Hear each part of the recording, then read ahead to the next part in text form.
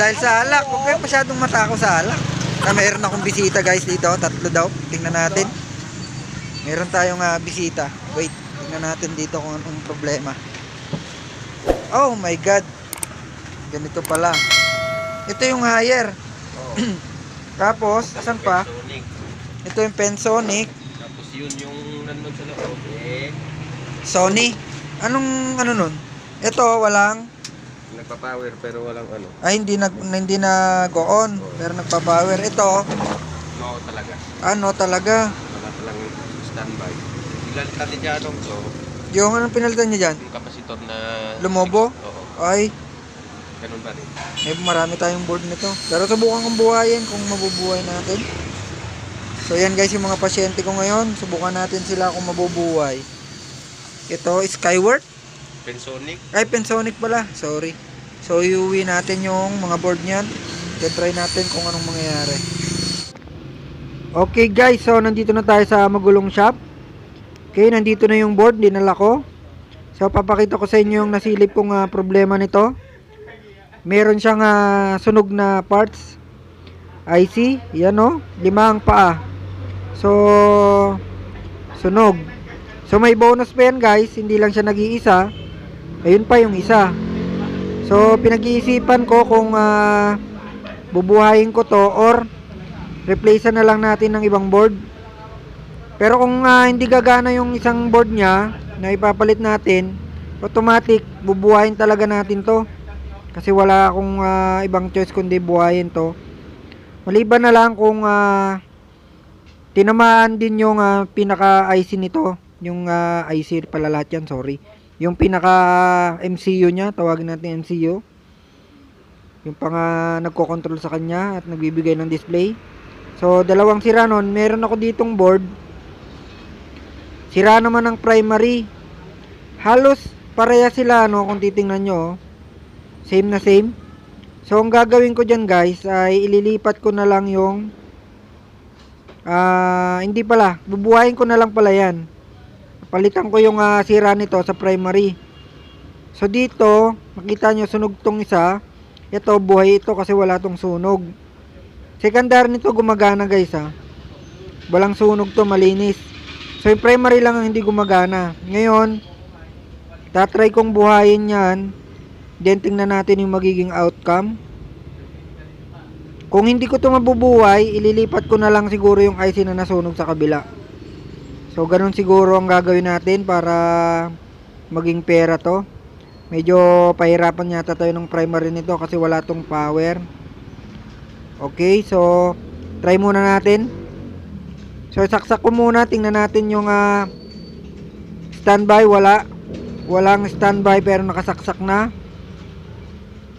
Then sukatan natin siya sa volts. Punta tayo sa may main capacitor.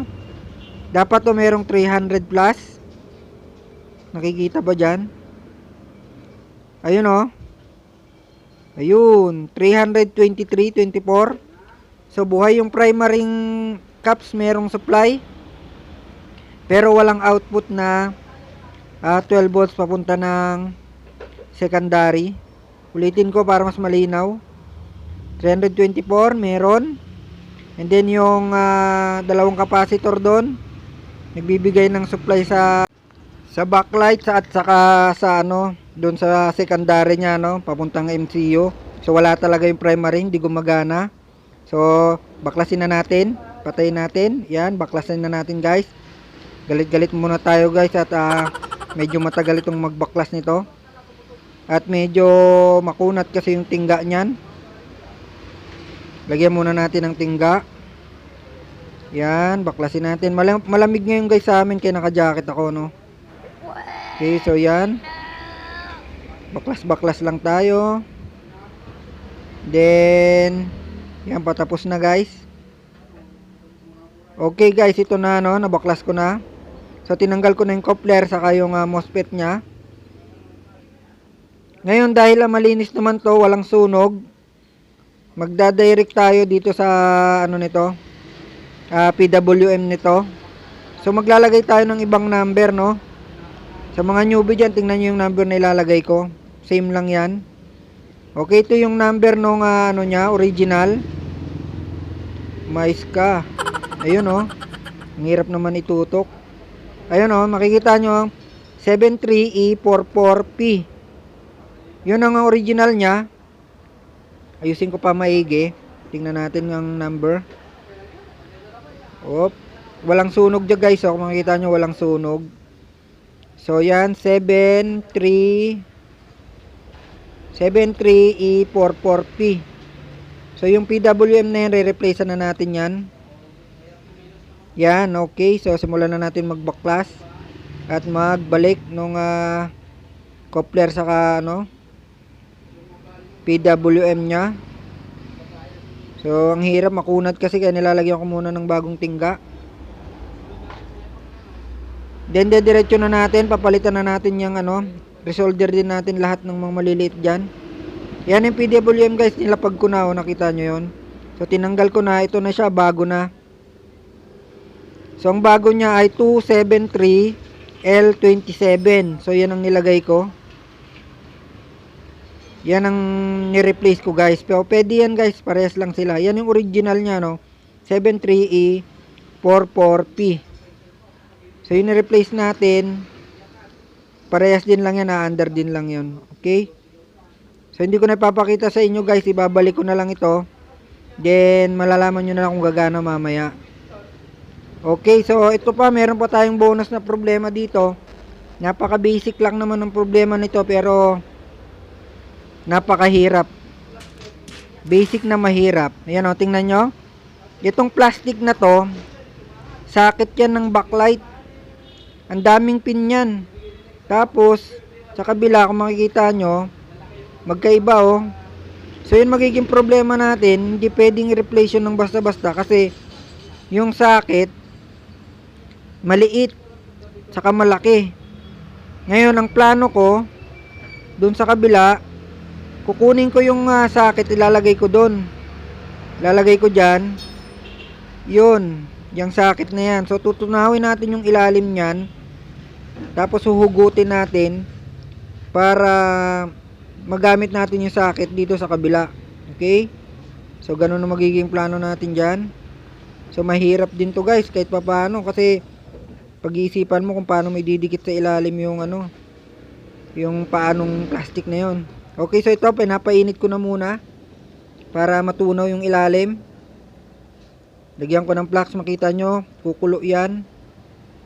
Kung makikita sa camera, hindi yata makikita. Yun o, makikita nyo. Kukulo siya. So, tatanggalin natin yan. Medyo matagal yan guys. Hindi ko na mapapakita sa inyo kasi matagal yan tunawin.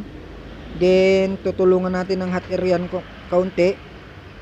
Pag natanggal natin yan, gagalaw-galawin lang yan. Then, lilipat sa kabila. Okay? So, ito na guys. So, nilipat ko na. Kung makikita nyo, wala na yung isa dito sa kabila. Ayan o, tanggal ko na, no? Okay, natanggal na. Then sa kabila, tatlo na silang sakit. So ito yung i-replace natin. Yung tingnan nyo yung hinang ko guys, oh. Medyo bumangking pero okay lang yan. Ayan o, medyo bumangking pero okay lang. Nakakonect naman.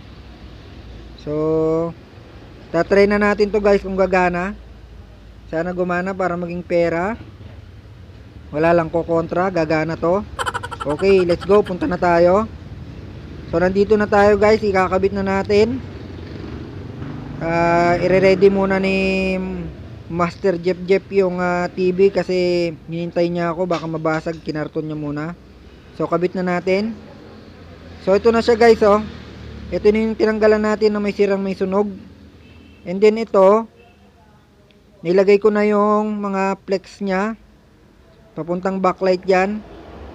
Then saksak natin, tingnan natin kung magkakaroon ng picture. Power, tingnan natin sa ilalim. Ayun, buhay na, very good. Nabuhay na naman natin guys. So hindi na natin nilipat yung icing na sunog kasi mas okay na to, primary lang naman sira. So naka ano lang yan, ratio, kaya medyo may black sa gilid. Naka 16.9 siguro or 4.3. So yan na siya guys, so umaandar na. Very good na, papatubos ko na lang to. Maraming salamat guys sa mga nanood. Hanggang sa muli, sana may napulot kayong konting idea. Peace out. Ang galing! Ang galing!